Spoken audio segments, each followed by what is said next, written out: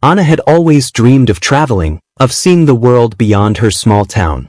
When she landed a job at an BPO call center in the Philippines in a bustling busy call center in Manila, she was thrilled.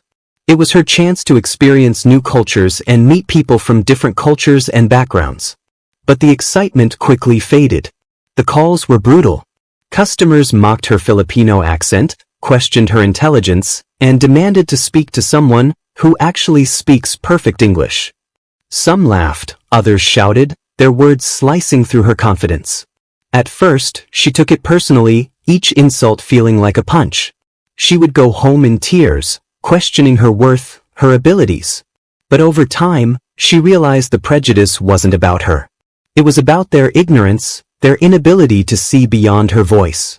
Determined not to be broken, Anna focused on her work. She practiced her speech, learned to stay calm under pressure, and mastered every detail of her job. She refused to let their hatred define her. But the bullying didn't stop. Customers continued to ridicule her, some even asking if she was educated enough to understand their problems. It hurt, but Anna began to see the pattern. It wasn't about her, it was about their own biases and insecurities. She started taking notes, documenting every interaction. She reported the worst cases to her supervisor, not out of revenge but to protect herself and others who might face the same cruelty.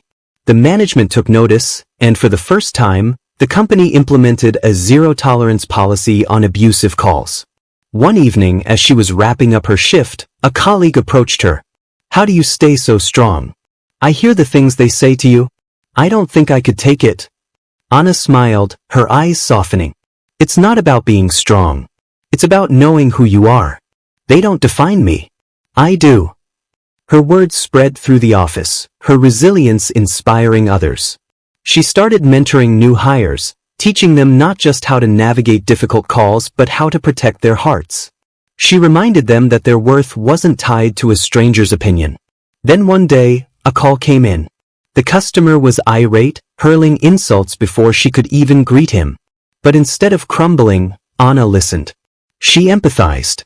She resolved his issue with patience and professionalism. At the end of the call, there was a pause. Then the customer sighed, his tone softening. "I'm sorry. I was having a terrible day. Thank you for helping me. I shouldn't have spoken to you that way." Anna's heart skipped a beat. It wasn't just an apology, it was a victory. From that day forward, she approached every call with courage and grace.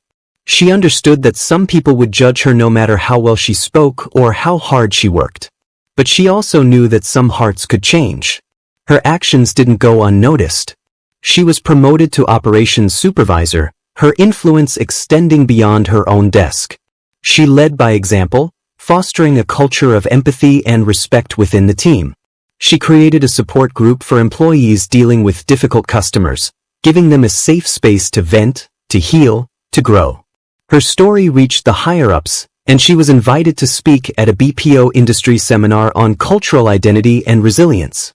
Standing before hundreds of employees, she shared her journey, the pain, the prejudice, and the power she found within herself.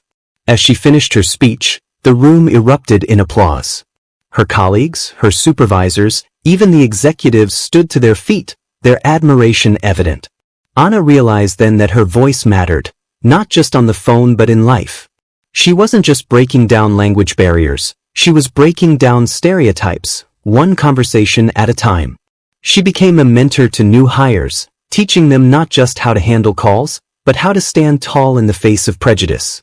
Her story inspired others, her strength transforming the call center culture in the Philippines. Because Anna was more than her identity as a Filipino, more than their biases. She was a bridge. She was a voice. She was unbreakable. She was exactly where her voice was needed.